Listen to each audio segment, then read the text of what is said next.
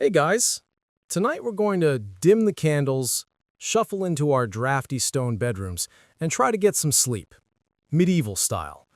Spoiler, it wasn't exactly dreamy. But hey, when you live in a drafty pile of rocks surrounded by suspicious cousins and questionable sanitation, bedtime has its own set of charms. So, fluff up your straw mattress, or at least your pillow that's really just a sack of feathers from a goose who probably hated you, and let's drift into the nightly world of medieval castles. The first thing we need to deal with is the bed. And yes, people did have beds, though not the plush memory foam setups you and I are lucky enough to collapse onto after a day of doom scrolling. Beds in castles were technically furniture, but they were also symbols. If your bed was massive, carved out of oak, with curtains draping down in dramatic folds, it wasn't just for sleeping. It was shouting, "I'm important enough that people need to see me nap in style." These big, fancy beds could be carried around when the owner traveled. Imagine that, dragging your entire bed frame through muddy roads because you couldn't possibly lower yourself to use the local inn's lumpy hay. Royalty was basically running a portable IKEA service, except everything was heavier, creakier, and came with servants instead of Allen keys. Now, the average noble's mattress wasn't a spring-loaded miracle. It was usually a big sack stuffed with straw, reeds, or if you were lucky, wool. Over time, the straw would break down and get buggy, and by buggy, I mean literally. Lice, fleas, and whatever else nature thought would spice up your REM cycle. If you had a little more money, you'd get feather beds, which sounds nice, until you remember this is a world without allergy meds or Dyson vacuums. So yes, luxury did mean sneezing into your curtain-draped four-poster at 2 a.m. Let's float over to another important detail: heat. Because castles? Not cozy. For all the Hollywood depictions of roaring fireplaces and cozy stone hearths, reality was chilly. Stone keeps heat about as well as a stubborn refrigerator. And while tapestries did add some insulation, they weren't exactly double-paned windows. At night, drafts slipped in through arrow slits, gaps in doors, and holes you didn't even know were there. So what did people do? They piled on the bedding.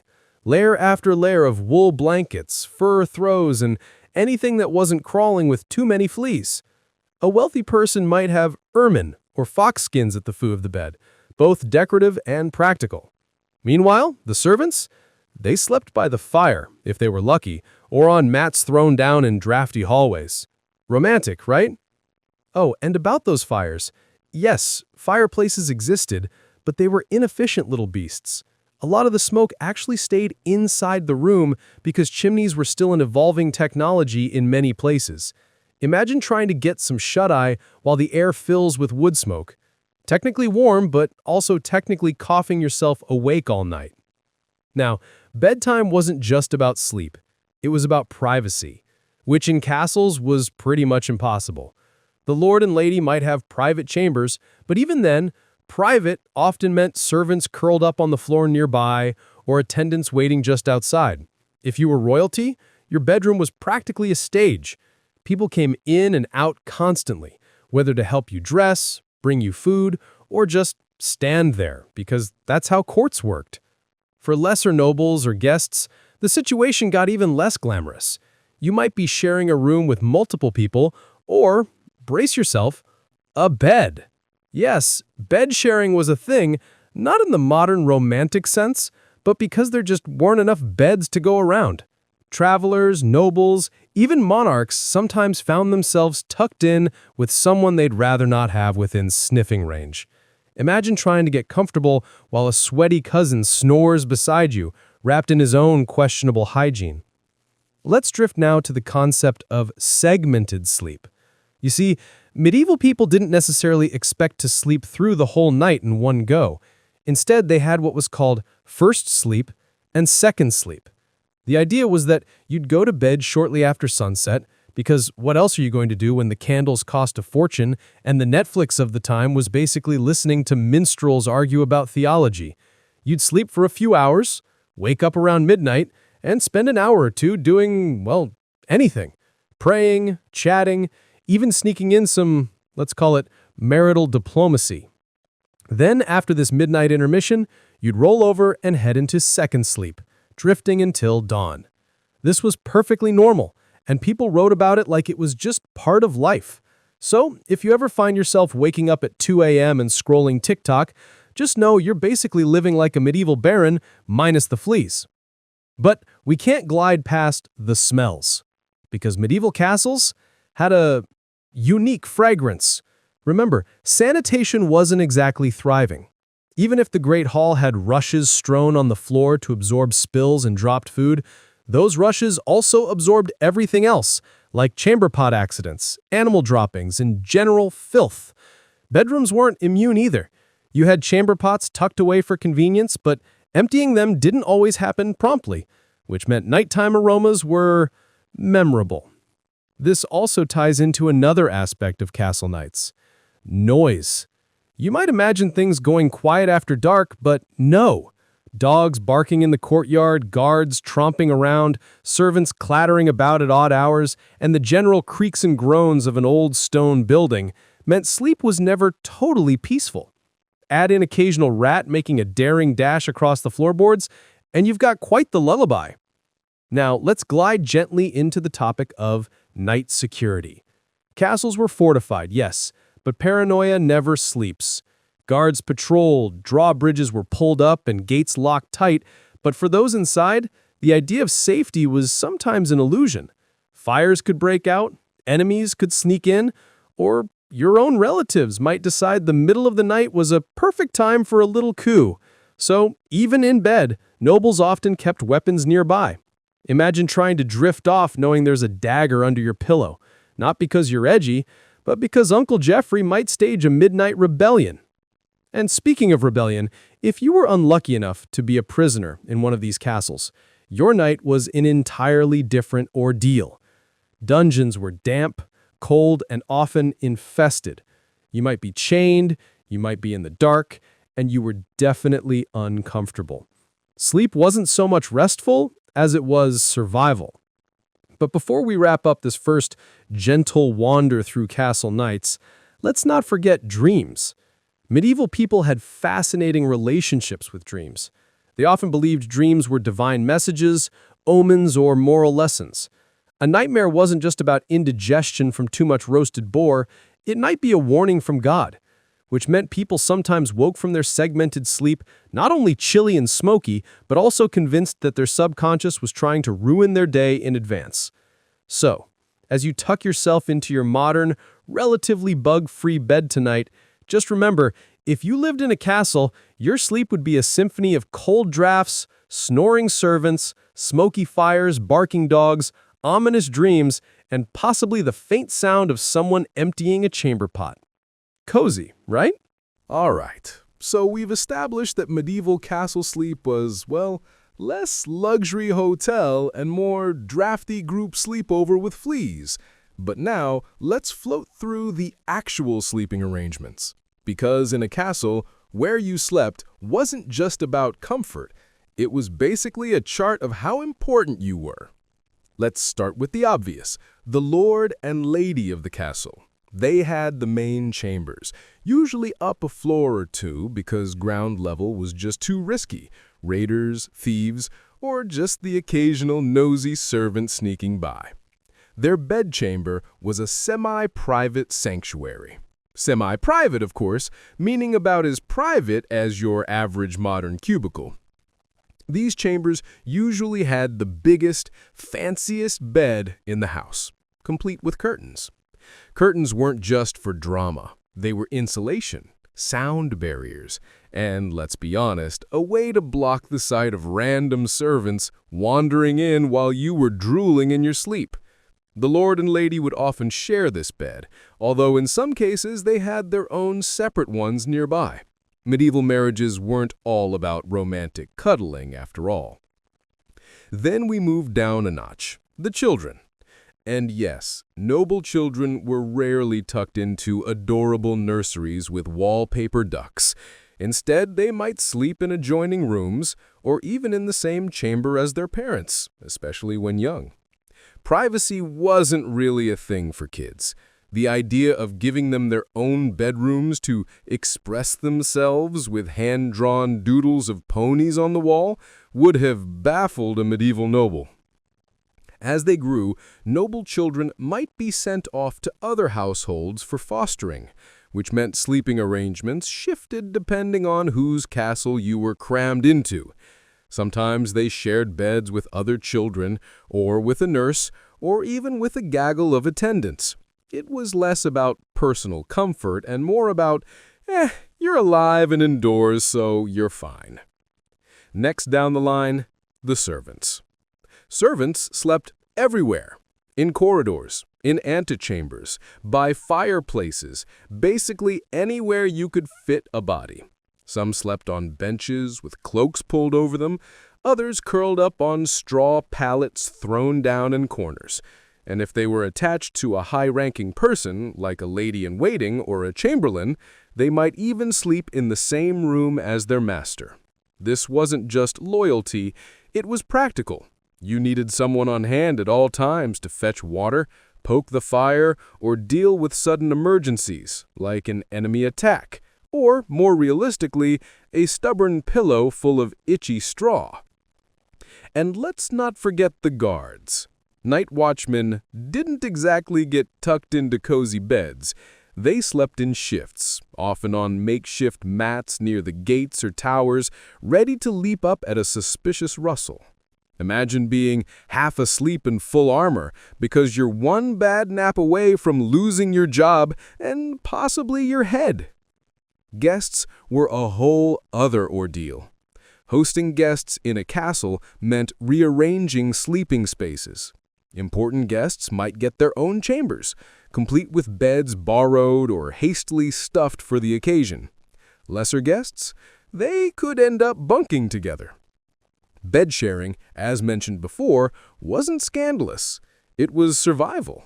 2 people in one bed meant shared warmth, and if that meant you had to put up with your neighbor's garlic breath, well, at least you weren't freezing alone. In fact, medieval travelers often expected to share beds at inns, too. You'd walk in, ask for lodging, and the innkeeper would basically point at a bed where 2 strangers were already snoring. Congrats! You've just made some new best friends for the night. It wasn't weird, it was Tuesday. Now, let's drift to the very bottom of the hierarchy, the poor souls in the kitchens, stables, and outer courtyards. Stable hands might literally sleep in the stables, surrounded by horses and the smell of hay mixed with manure. Kitchen workers often dozed by the hearth, sometimes on the same rush-covered floors where food scraps, bones, and spilled ale had accumulated. If you've ever fallen asleep on the couch with crumbs stuck to your cheek, just imagine that, except the crumbs are pig bones and yesterday's cabbage soup. And then there were pages and squires, young boys serving knights or nobles. Their beds might be anywhere, on the floor outside their master's chamber, in the guard rooms, or in communal dormitory-style setups with other boys their age, which meant a lot of noisy giggling, midnight whispering, and inevitably someone's straw-tick mattress catching fire from a candle left too close. But while we're floating through these spaces, let's not forget the architecture itself. Castle bedrooms weren't designed for comfort. They were designed for practicality, display, and sometimes outright intimidation.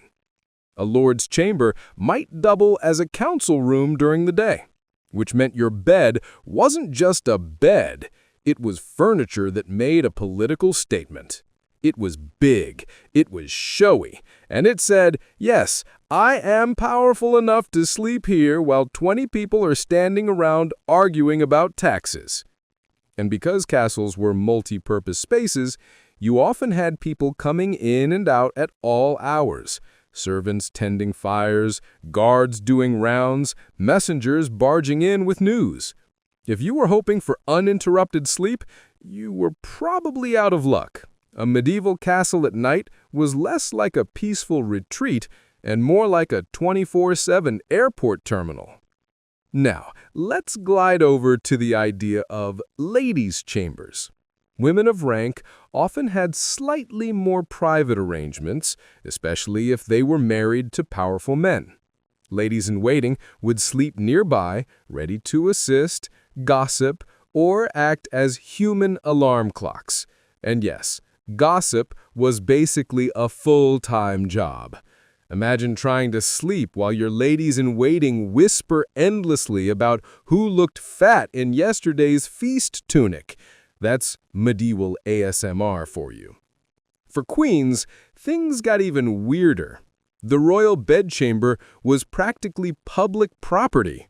Royal births, for example, were often witnessed by a crowd of courtiers, all crammed into the room to make sure the heir actually came out of the queen's body and not some swapped baby scheme. Privacy? Forget it. You weren't just giving birth, you were doing it with an audience. And afterward, good luck trying to nap while 50 people debated your baby's nose shape. Another layer of medieval sleep life, religion. Bedtime prayers were a major part of winding down. People might kneel by their beds, reciting prayers to ward off demons, nightmares, or sudden death, because, let's face it, sudden death was always on the menu. Many folks kept devotional objects by their bedside, rosaries, crosses, little relics. A noble might even have a small chapel in or near their chamber, making it easy to sneak in a midnight prayer if insomnia struck. And since insomnia did strike, especially with all the noise, smoke, and fleas, we circle back to segmented sleep. Waking up in the middle of the night wasn't just normal, it was an opportunity. For prayer, sure, but also for plotting, reading, writing letters, or sneaking into someone else's chamber. Knights in castles weren't always restful. They could be surprisingly social. Midnight conversations were common, and so were midnight snacks if you could coax the kitchen staff into handing over leftovers. Cold mutton leg, anyone? So, who slept where? To sum up without rushing, the lord and lady had the big, smoky chamber with the showpiece bed. Kids got tucked nearby until they were old enough to be shipped off. Guests got whatever space was free. Servants sprawled on floors, benches, or stables, and guards caught half naps whenever they could. It was all one big, drafty hierarchy. Where you laid your head at night was basically a social ranking system in straw-filled form. Your bedroom said less about your sleep and more about your place in the medieval order. So we've already set the scene with beds full of straw, drafty stone walls, and servants curled up in corridors like medieval sleeping bags. Now let's glide over to another big part of sleeping in castles: health.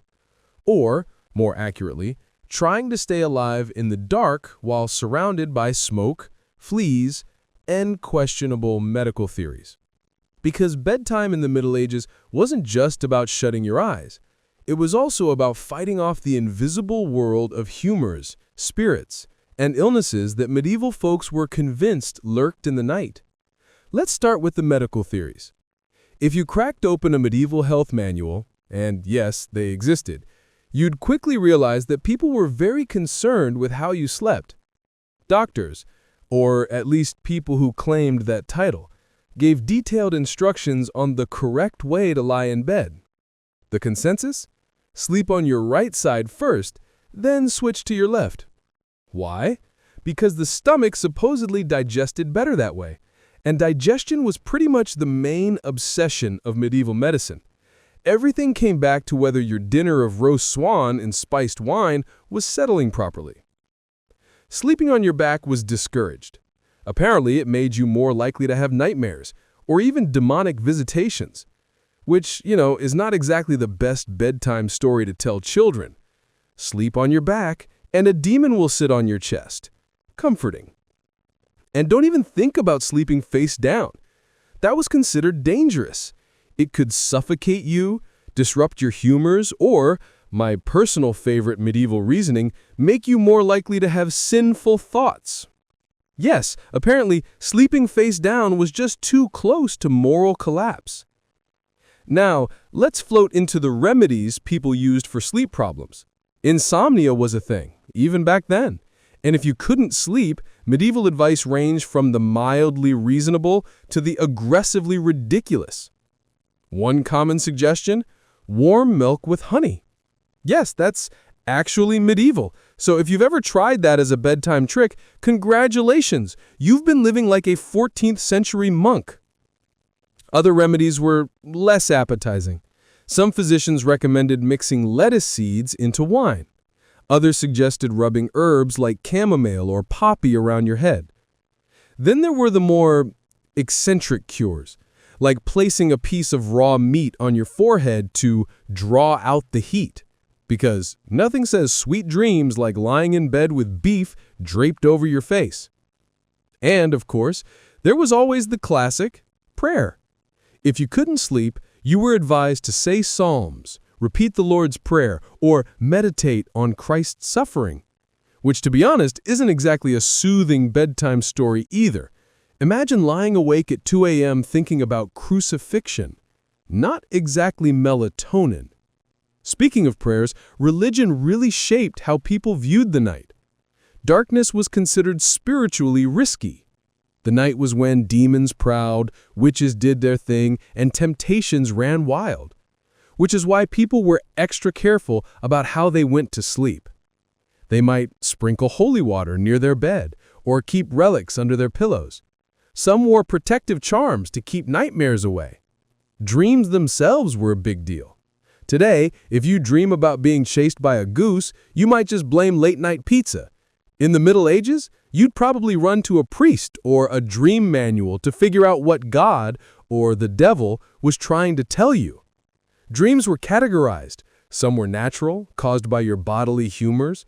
Others were divine, direct messages from heaven. And then there were the demonic ones, meant to tempt you or terrify you. And yes, they had dream dictionaries. If you dreamt of water, it might symbolize purification. If you dreamt of fire, maybe passion or damnation. If you dreamt of sex, well, that was definitely the devil.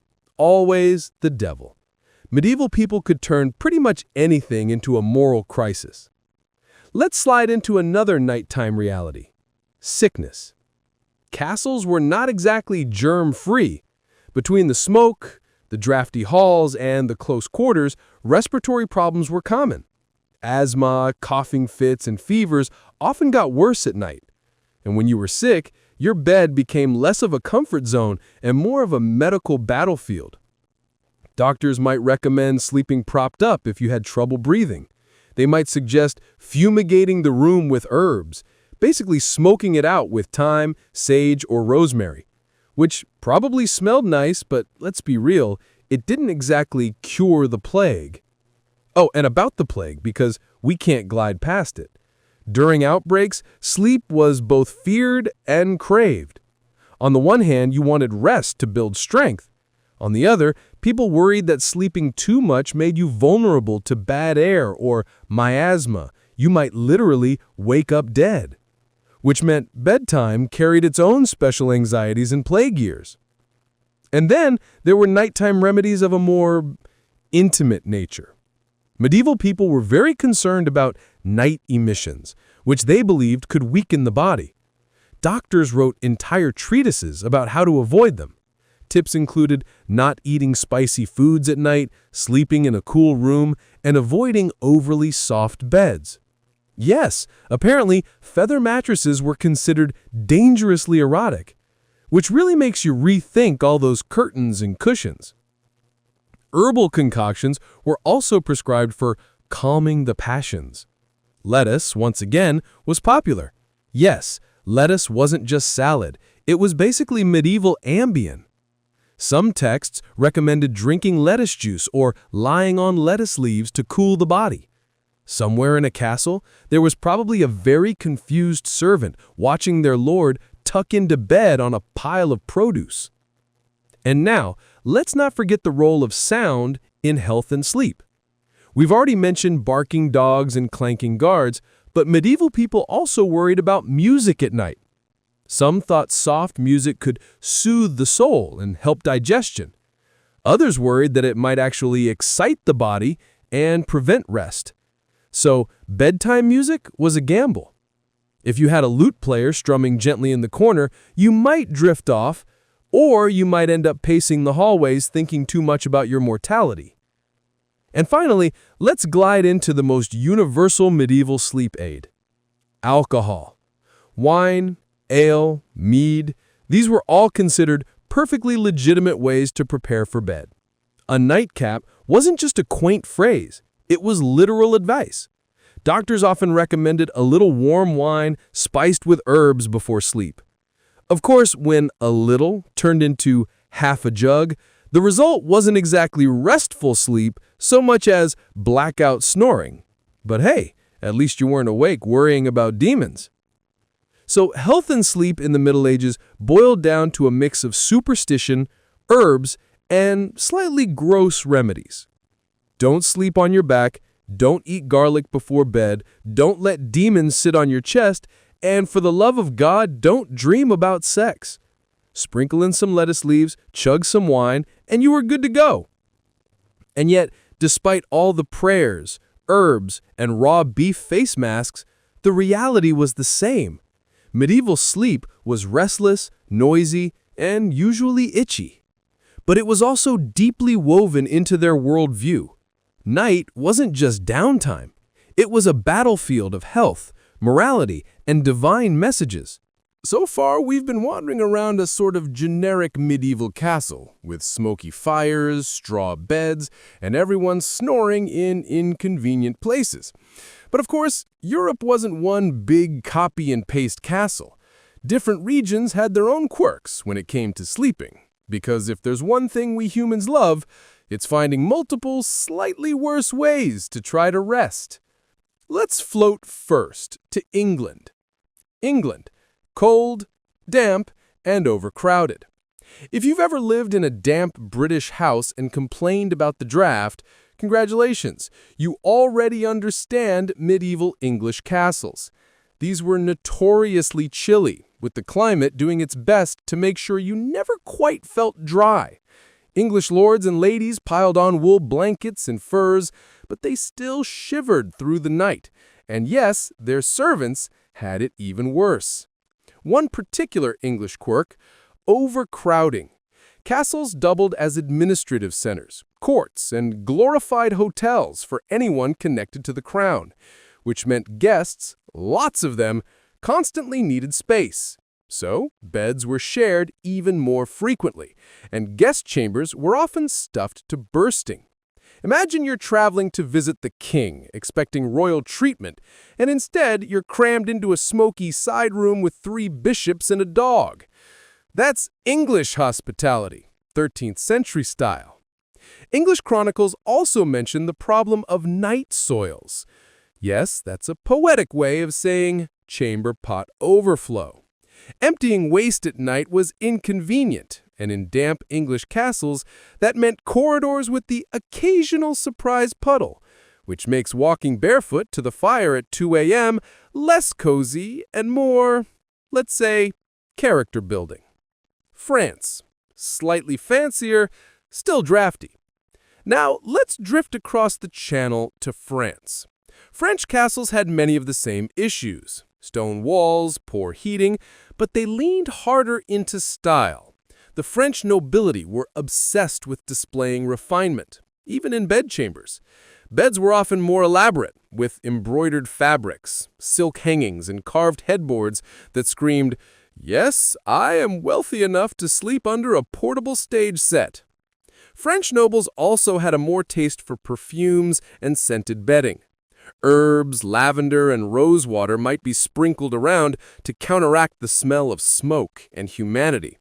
Of course, the effect was temporary, like spraying air freshener in a barn. Still, it shows the French were at least trying to mask the castle funk. Another French specialty: the social side of bedrooms. French courts often blurred the line between public and private. It wasn't unusual for people to conduct conversations, receive visitors, or even eat meals in their bedchamber. So bedtime in France wasn't just personal, it was political theater. If you thought you were getting privacy, think again. Germany, the practical fortress life. Over in the Germanic lands, castles leaned more fortress-like than frilly.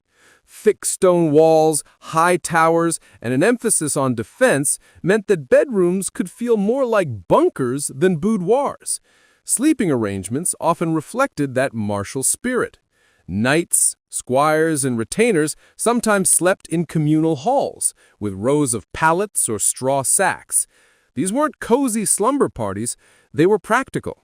If the alarm bell rang at night, you had to be up, armed, and charging down the stairs before you'd even rubbed the straw out of your hair. German lords, however, still had their big statement beds. Oak frames, heavy curtains, and fur throws dominated their chambers. But compared to France, the German style leaned sturdier, heavier, and a bit less, let's impress everyone with imported silk. Think less Versailles, more lumberjack chic. And because winters were brutal, fires burned all night, which meant smoky air, but also fewer frozen toes. Pick your poison. Coughs or frostbite. Spain. Moorish influence and warmer nights. Now, let's float south to Spain. Spanish castles were influenced not only by Christian medieval traditions, but also by centuries of Moorish architecture and culture, which meant you sometimes saw differences in layout, airflow, and even bedding. For one thing, the warmer climate changed how people slept. Heavy furs weren't always necessary, especially in the south. Instead, lighter coverings were common, sometimes made from linen or cotton blends imported through trade with North Africa. Where northern Europeans were piling on layers like burritos, Spaniards could sometimes get by with a simpler setup. There was also a greater emphasis on decorative interiors, intricate tiles, carved wood, and fabrics that gave bedrooms a less bunker-like vibe. Perfumes and incense played a bigger role, both for comfort and for masking less pleasant smells. So in Spain, your nighttime atmosphere might actually be closer to relaxing than in a damp English keep. But of course, political realities intruded. Constant conflicts during the Reconquista meant that castles were still military strongholds, which meant guards, patrols, and the occasional midnight alarm reminding you that comfort had limits. Italy. Beds as works of art. Sliding east into Italy, we find castles and palaces where sleep arrangements reflected Renaissance flair earlier than in North Europe. Italian beds could be ornate, even extravagant, with carved frames and luxury fabrics. The bed wasn't just for sleeping. It was a status symbol. Italian nobles sometimes placed their beds on raised platforms, literally elevating themselves above the floor and everyone else. This wasn't just about drafts, although those stone floors were cold. It was symbolic. Sleeping higher than others meant you were socially higher even when unconscious. And in wealthy Italian courts, beds were often surrounded by elaborate textiles, silks, velvets, brocades. A visitor stepping into your chamber should be stunned, not by your charm, but by your curtains. In some cases, the bed was the most expensive item in the house, which is funny given that you were just going to drool on it. Scandinavia. Cold, dark, and woodsy. Finally, let's float north to the chill of Scandinavia. Castles here were smaller and more wood-based than the massive stone fortresses of England or France. Winters were long and dark, so sleeping arrangements focused heavily on warmth. Beds were often built into walls, almost like alcoves with wood paneling to trap heat. Think of them as medieval bunk beds, except instead of neon lights and Marvel posters, you had fur throws and a general fear of frostbite. Communal sleeping was common, with family members and servants sharing spaces to keep warm. Privacy took a back seat to survival. The upside? Fewer drafts. The downside? Probably more elbows in your face at 3 a.m. And of course, the long nights shaped sleep patterns. In winter, people spent extended hours indoors, often stretching sleep with longer first and second phases. If you've ever slept 12 hours straight because the sun refused to rise. So, we've covered where people slept, how they slept, and the endless parade of drafts, fleas, and questionable bedding choices. But what about the hours before they even got into bed? Because nighttime in a medieval castle wasn't just about collapsing onto a sack of straw and hoping your neighbor didn't snore like a warhorse. It was a whole routine. Let's start with the obvious. Food. Supper and the nightcap. Evenings in castles usually wound down with supper, the last meal of the day. This wasn't dinner as we know it. More often it was lighter than the midday feast. Bread, cheese, maybe some cold meat, and definitely something to drink.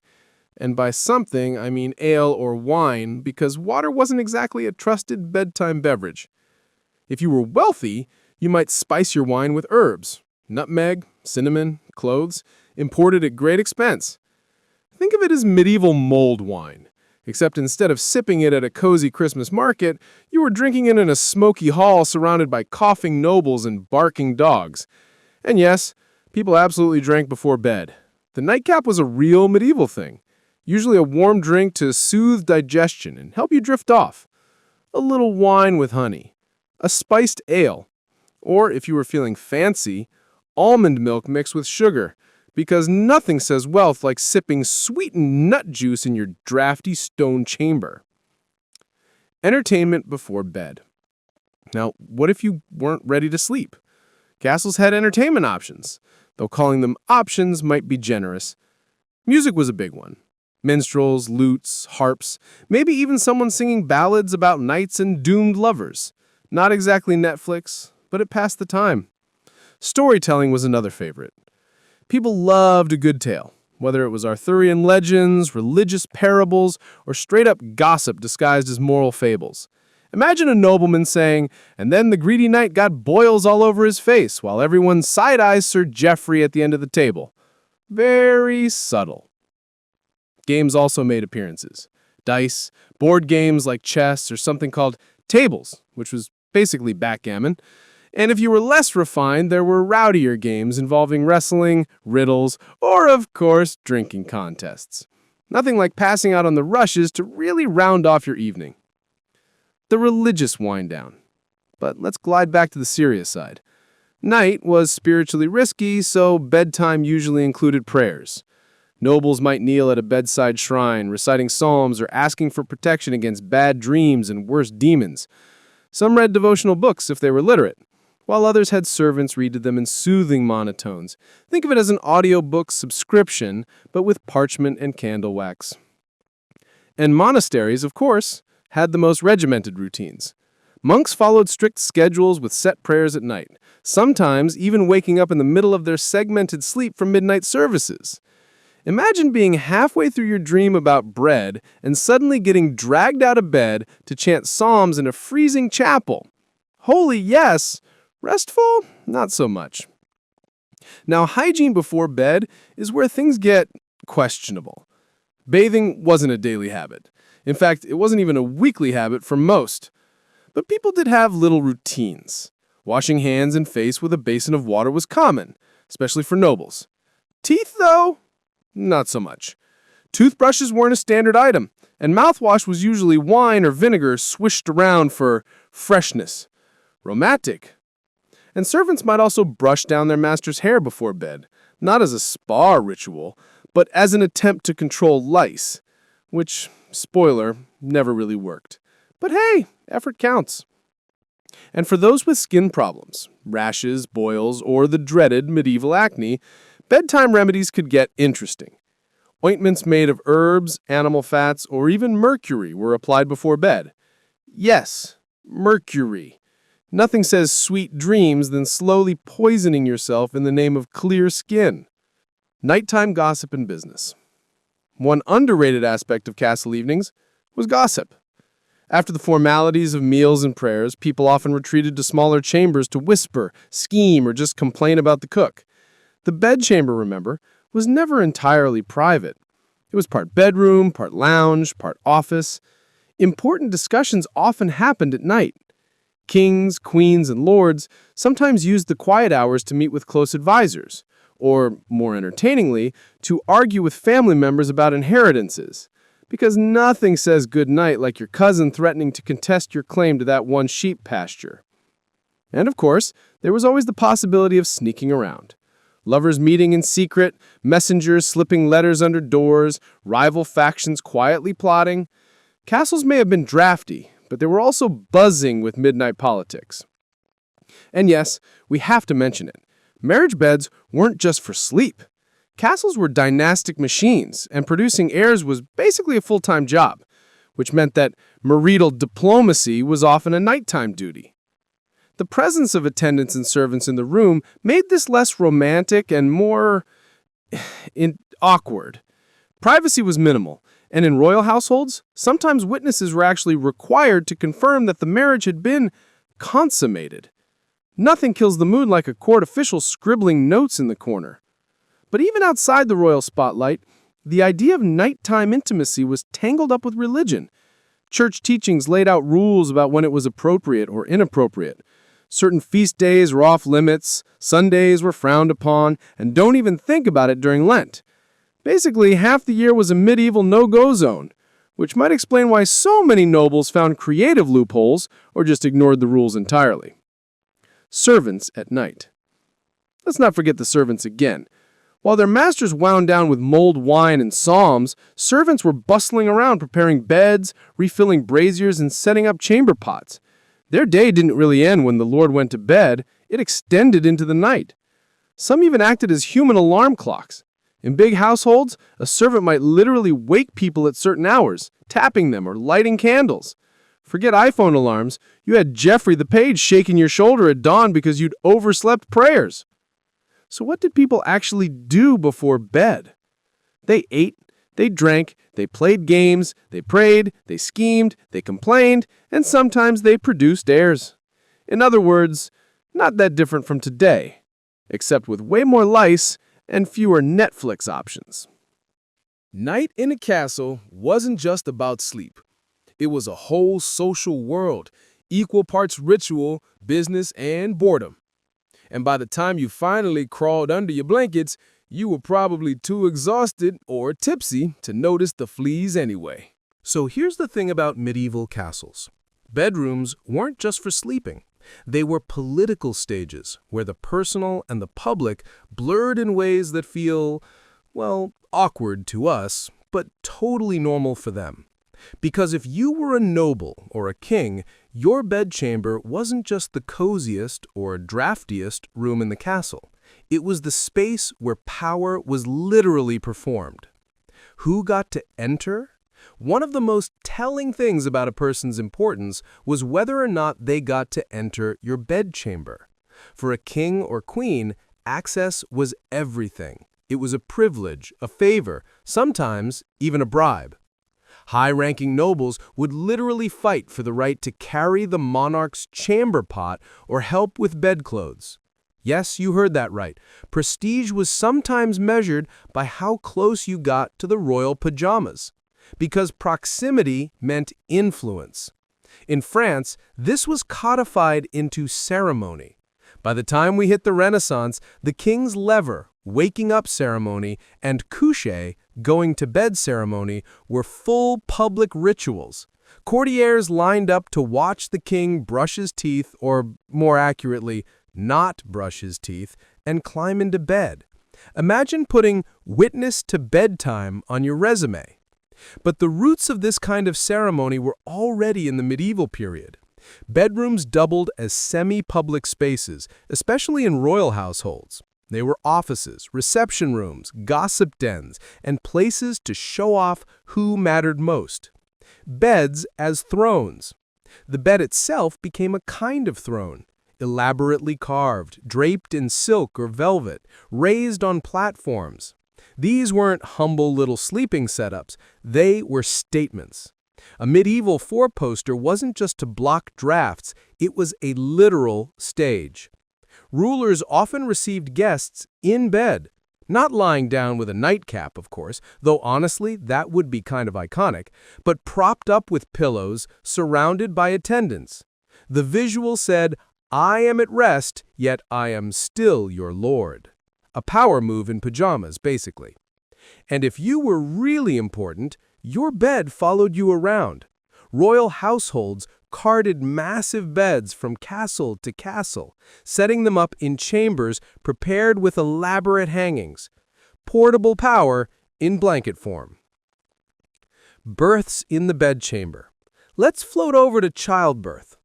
In royal castles, births were hugely symbolic, and they happened in bedchambers. Queens gave birth in highly ritualized conditions. Drapes were drawn, candles lit, prayers whispered, midwives and attendants ushered in. Privacy was not really part of the deal. Why so public? Because legitimacy mattered. Witnesses had to confirm the birth of a royal heir, which meant a queen might find herself giving birth with a crowd in the room, ladies-in-waiting, noble women, physicians, sometimes even clerics. A cozy audience of 50 or so. Nothing like labor while half the court watches. The bed, again, was center stage, draped, decorated, almost shrine-like. And after the birth, that bed became a political symbol, the place where the new heir first lay, swaddled in public view. Deaths in the bedchamber. On the opposite side of the life cycle, there were deaths. Dying in your bed was the most dignified way to go. Forget battlefield glory. What you really wanted was a good death in a chamber surrounded by family, priests, and attendants. Again, the audience mattered. A king's deathbed was rarely private. Witnesses were there to hear final words, confirm last wishes, and make sure no one swapped out heirs at the last second. The room might be packed with people, jostling to hear the king croak out something like, "Don't let Geoffrey get the horses." Beds were also designed with this in mind. Some even had curtains not just for warmth, but to create a theatrical reveal when the dying ruler gave his last performance. And yes, we should touch on weddings. Marriages weren't just sealed with vows at the altar, they were sealed in bed. The bedding ceremony was a medieval classic. After the feast, the bride and groom were escorted, sometimes with singing and ribald jokes, to the marital bedchamber. And no, they were not left alone immediately. Witnesses would often stay to see the couple safely in bed. Sometimes they even stuck around until things were, let's say, officially underway, because nothing says romance like your uncle humming hymns in the corner. This wasn't just nosiness, it was politics. Consummation meant heirs, and heirs meant dynastic security. The bedchamber was once again a stage where the future of the realm was acted out under the watchful eyes of the court. And all of this explains why beds themselves became luxury items. They were heirlooms, often mentioned specifically in wills. Nobles left beds to their children not because they thought, "Hey, she'll need somewhere comfy to sleep," but because the bed represented power, wealth, and continuity. Beds could cost as much as a small estate.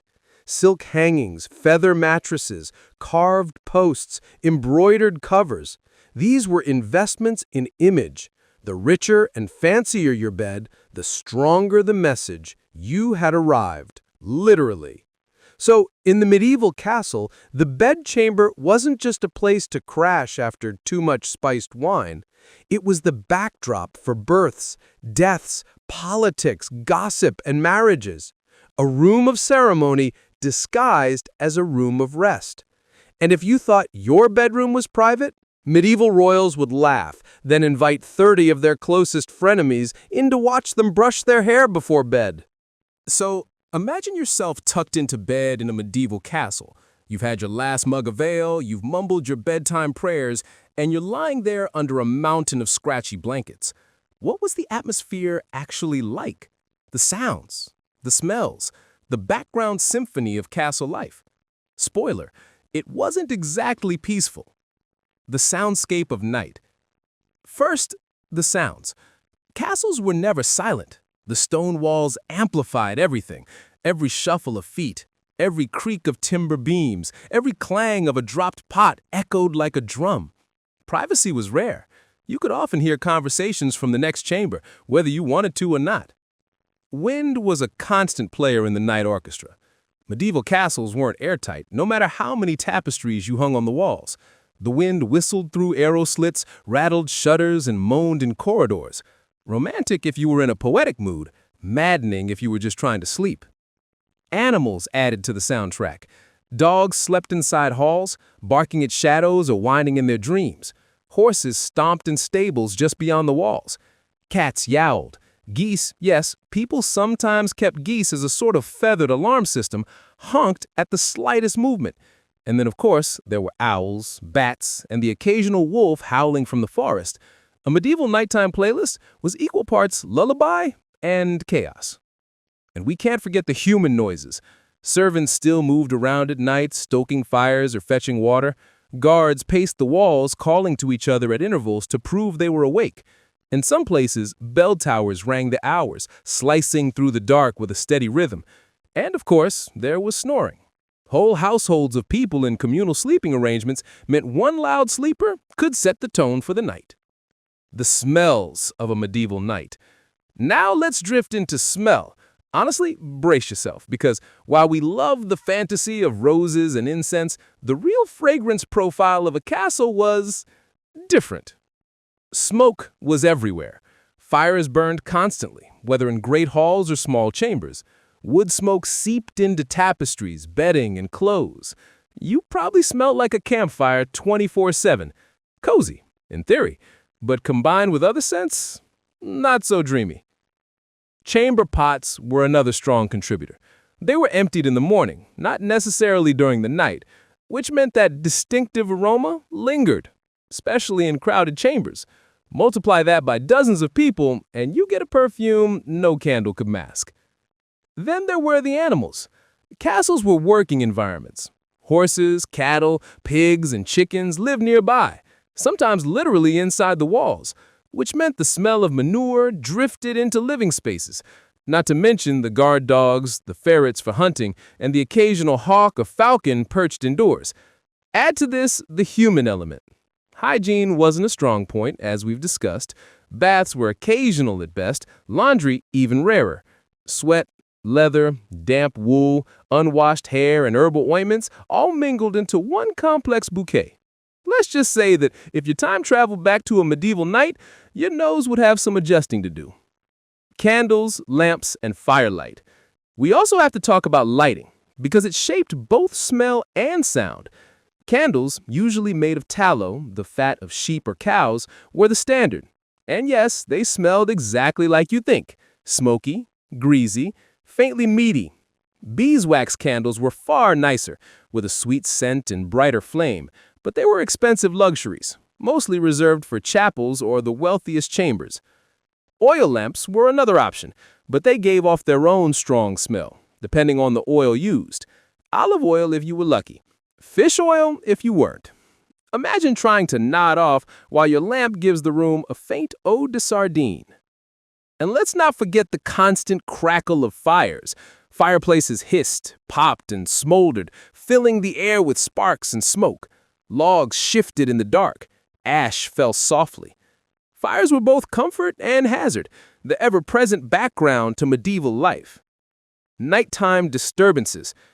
So with all that, wind, animals, fires, chamber pots, you might ask, how did anyone sleep at all? The truth is, there was simply used to it. For medieval people, these sounds and smells weren't intrusions. They were normal, comforting even. The hum of life meant you weren't alone. The barking dogs meant the castle was safe.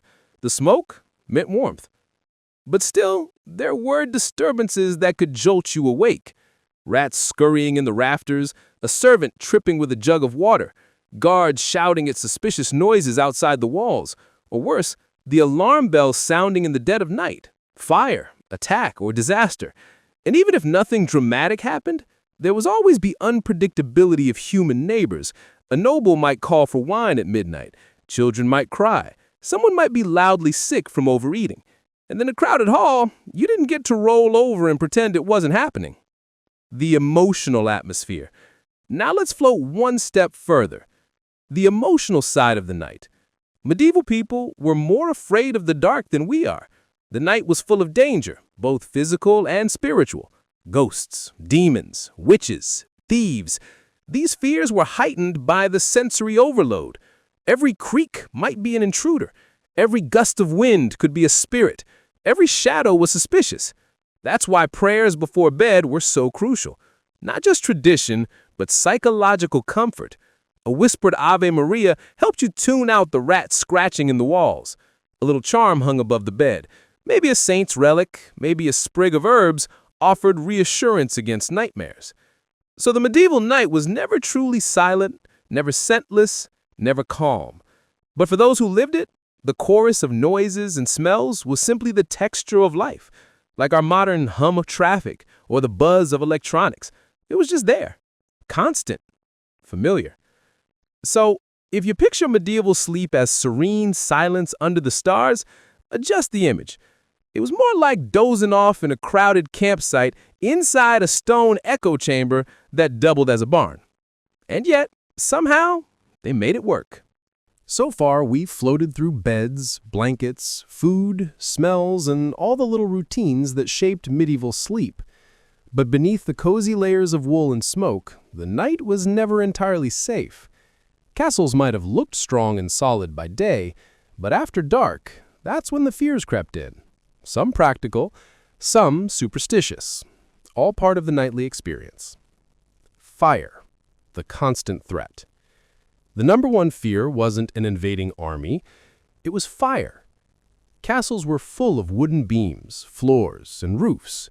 Rushes covered the floors. Bed hangings were highly flammable fabrics, and candles?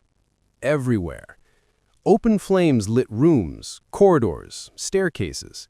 Torches flickered in sconces. Braziers glowed in corners. All of it was a recipe for accidental disaster. Imagine nodding off while a tallow candle sputters near a curtain, or a spark popping out of the fireplace and landing in a pile of rushes.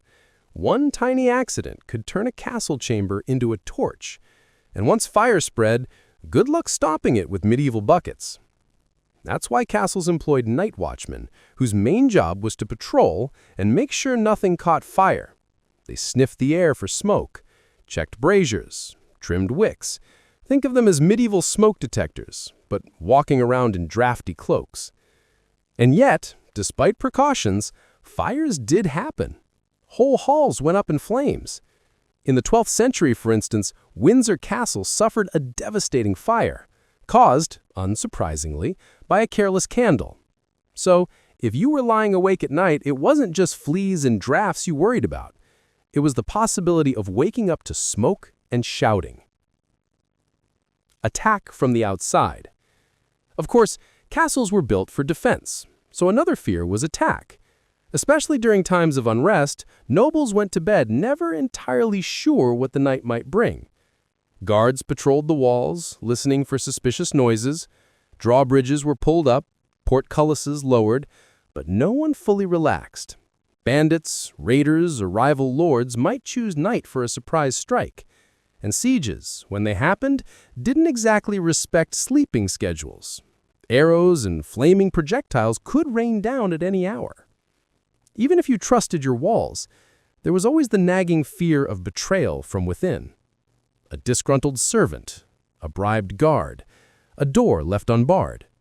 The night, with its shadows and silences, was the perfect time for treachery. Thieves and intruders. Not every danger was an army. Sometimes it was just thieves. Castles stored treasure, plate, jewels, weapons, and while the outer walls were hard to breach, servants, messengers, and hangers-on came and went. Sneaking into storerooms or even bedchambers wasn't impossible. That's why personal valuables were often kept close at hand at night. A chest at the foot of the bed, a sword or dagger within reach. Locks existed, but not the kind we'd rely on today. If you wanted security, you relied on attendants to keep watch. Or, if you were extra paranoid, you slept lightly, ready to leap up at the faintest sound. The fear of spirits. Now, let's glide into the less practical side of fear. Because medieval people were deeply religious, deeply superstitious, and deeply convinced the night belonged to forces beyond their control. Ghosts, demons, witches, fairies, they were all thought to roam after sunset. People believed demons could slip into your chamber, disturb your dreams, even sit on your chest and smother you. What we'd now call sleep paralysis was explained as a literal demonic visitor. Not the best bedtime story. The souls of the restless dead were also thought to wander. Castles, with their bloody histories, were considered especially haunted. A murder here, a betrayal there, and suddenly your drafty tower had a reputation for moaning at midnight. Conveniently, of course, these stories also reinforced the power of the church, since prayers and relics were the only supposed protection. Herbs and charms were common defenses. A sprig of rue above the door, a cross scratched into the wood, a saint's medallion under the pillow. If you were rich, maybe even a sliver of holy relic sealed in a box at your bedside. The medieval version of a nightlight, but far more expensive. The fear of the body. Some dangers weren't external at all. They came from within. The medieval night was a risky time for health. With no doctors on hand, a sudden fever or pain could be fatal before dawn. Childbirth, if it struck at night, was especially perilous. People prayed not just against spirits, but against illness creeping up while they slept. Dreams themselves were sometimes considered dangerous. They were seen as messages, warnings, or even attacks from evil forces. Nightmares weren't just unsettling, they were omens. Imagine waking up sweating from a bad dream, and instead of shrugging it off, you assume it's the devil sending you a memo. Sleep suddenly feels less restful. Guards and watchmen. To ease these fears, castles invested heavily in night security. Watchmen patrolled walls.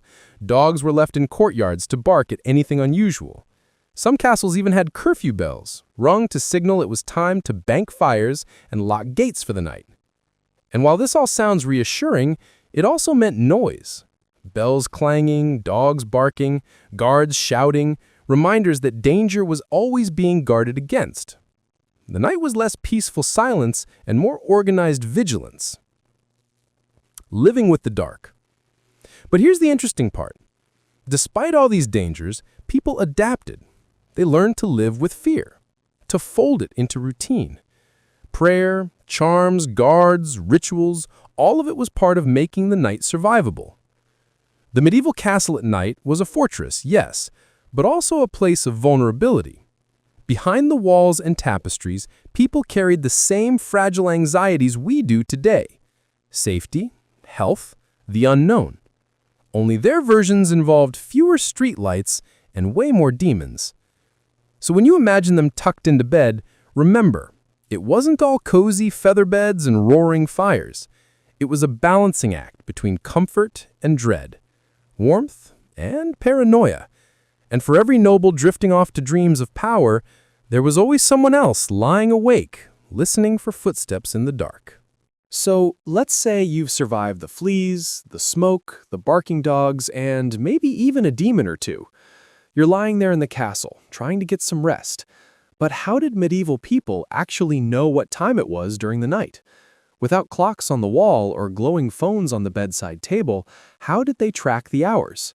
The answer is, with a whole mix of bells, candles, and habits that shaped the very rhythm of medieval sleep. Bells in the night. First up, bells. Church bells weren't just for Sunday mornings. They were the heartbeat of medieval timekeeping. Monks rang them to mark the canonical hours, a series of prayer times spread throughout the day and night.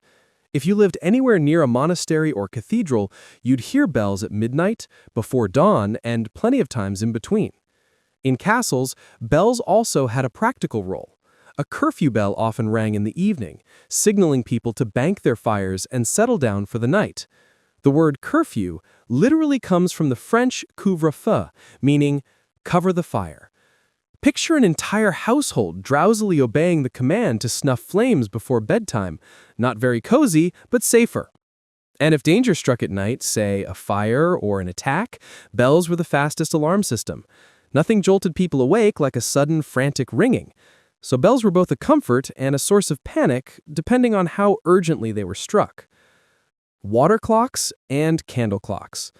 But bells weren't enough if you needed precise timekeeping. Monasteries especially had to know when to wake for prayers in the middle of the night, so they relied on simple but clever tools. Water clocks were one option. A steady drip into a container measured the passage of hours. The sound of water trickling in the dark? Strangely soothing, like medieval white noise. Until, of course, someone forgot to refill the basin and the timing went completely off. Then there were candle clocks. These were long candles with marks along the side. As the candle burned down, you could tell how much time it passed. Useful, but also risky.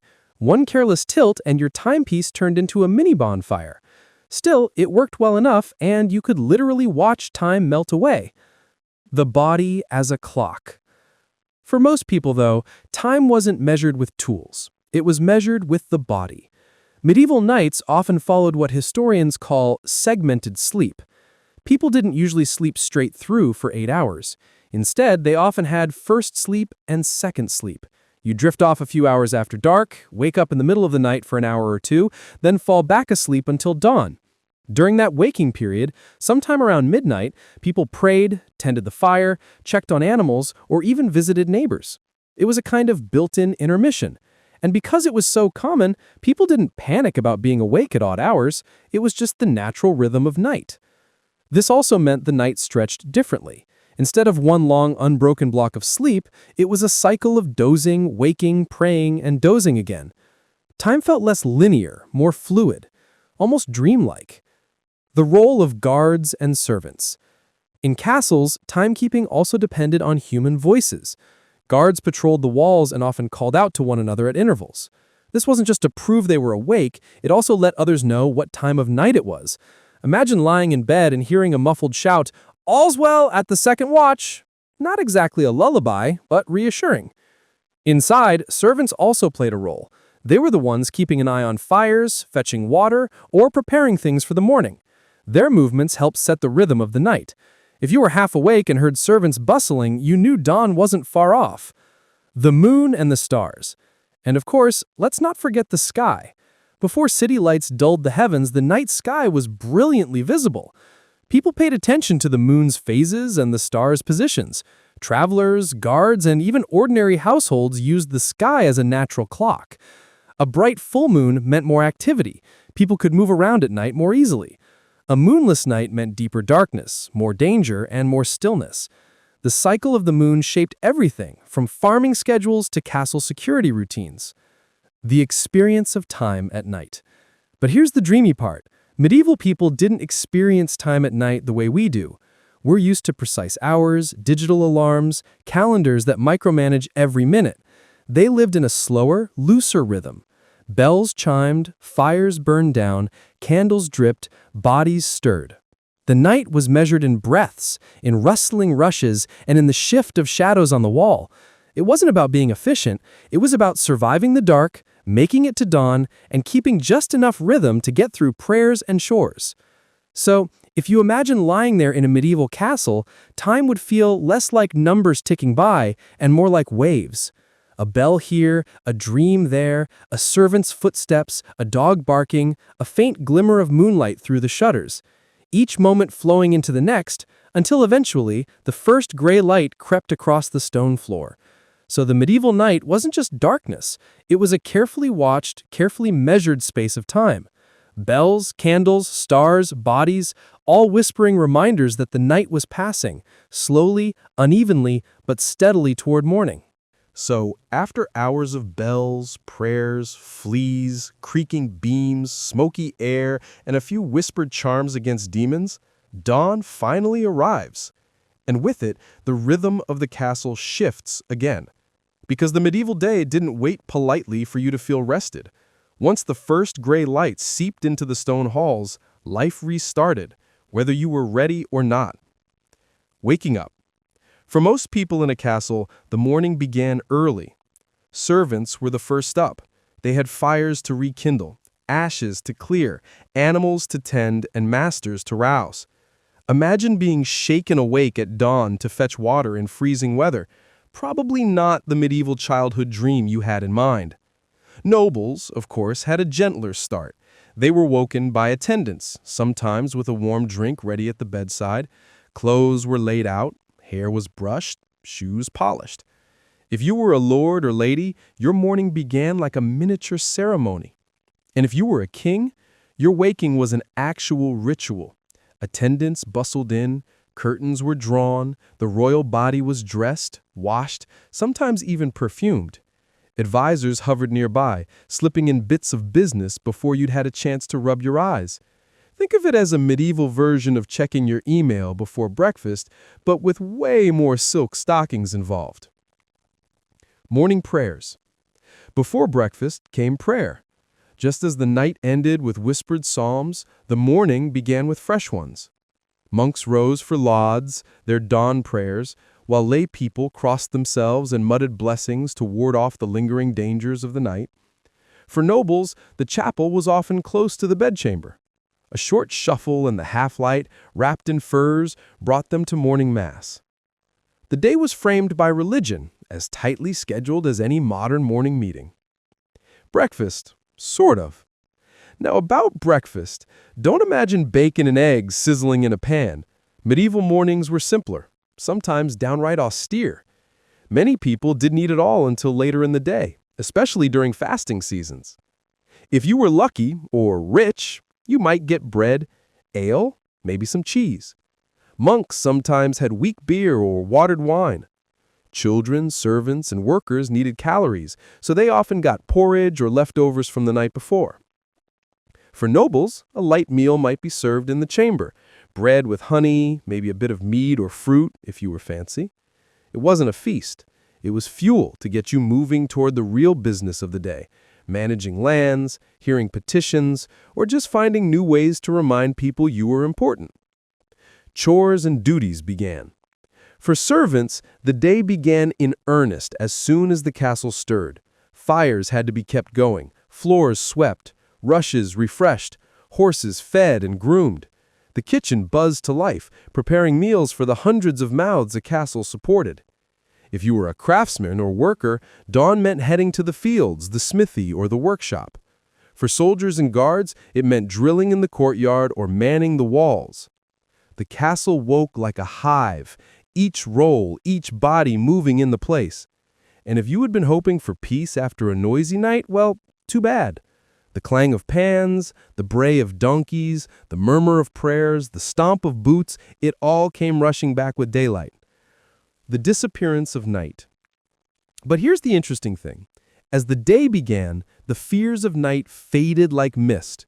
Ghosts, demons, thieves, they lost their power once the sun came up. The noises that had been ominous at midnight were ordinary again. The dog barked because he saw the cook. The wind rattled the shutters because the storm was still passing. Morning didn't just bring light, it brought explanation. And with explanation came comfort. So while the medieval night was full of uncertainties, the medieval morning was full of certainty. Work, prayer, duty, these things arrived like clockwork, even if the clock was just a dripping water basin or a melting candle. The castle's endless cycle. And then, of course, the cycle began all over again. Daylight hours filled with labor, politics, meals, and ceremonies until dusk brought the curfew bell, the banking of fires, and another round of cautious prayers before bed. The castle lived in rhythm with the sun, the moon, and the turning seasons. No electric lights, no screens, no endless scrolling at 2 a.m., just the same loop of dusk and dawn, comfort and fear, work and rest. Looking back from today. If you compare it to our lives, the difference is striking. We chase 8 hours of uninterrupted sleep. They expected to wake in the middle of the night. We drift off to the hum of appliances and streetlights. They fell asleep to barking dogs and the whistle of the wind through stone towers. But yet, maybe not so different after all. They worried about safety, health, and the mysteries of the night. We still do, just in different forms. They measured time with bells and candles. We do it with glowing numbers on a screen. The details have changed, but the experience of lying awake, half dreaming, half listening, has always been with us. So when you imagine sleeping in a medieval castle, don't picture silence and serenity. Picture warmth and smoke, noise and whispers, comfort mixed with unease. Picture servants bustling, guards calling out, prayers murmured in the dark. Picture segmented sleep, candle clocks, and the slow drip of water counting down the hours until dawn. And then, picture the first faint sunlight brushing against stone walls, the fires being stoked again, the castle shaking itself awake to repeat the cycle. The medieval night wasn't restful in the way we imagine, but it was human. Fleas, fears, prayers, and all.